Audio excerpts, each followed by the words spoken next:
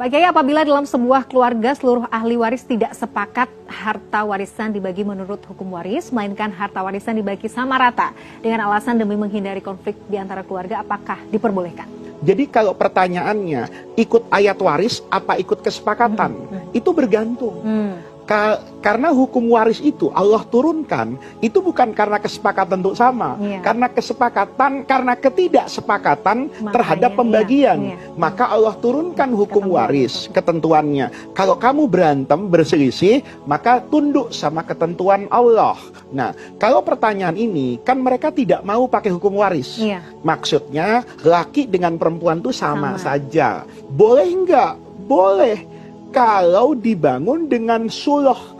As-sulhu itu kesepakatan berbasis kerelaan.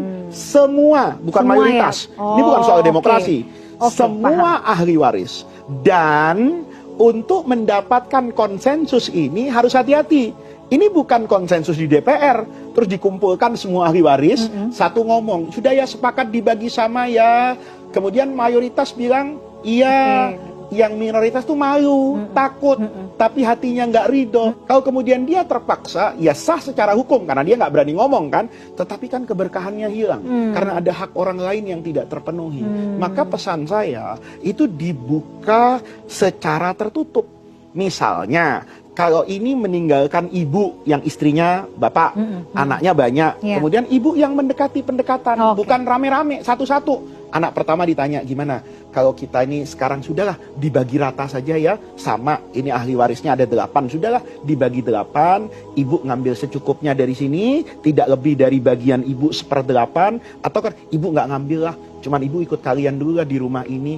Maka seperti itu boleh nggak? Iya boleh, karena basisnya ridho. Tapi kalau ada salah satu dari ahli waris yang tidak ridho, maka jalan penyelamatannya cuma satu, ya kembali kepada hukum waris.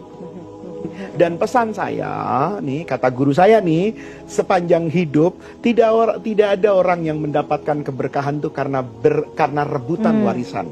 Banyak orang yang mendapatkan keberkahan itu dia ridho dengan apa yang menjadi bagiannya. Kan kita nggak ikut ngapa-ngapain, timbang dikasih, timbang terima. Dan itu keringat orang tua kita, hargai. Jangan sampai, wah ini ruko saya nggak strategis, ruko itu terima dengan kelapangan dada.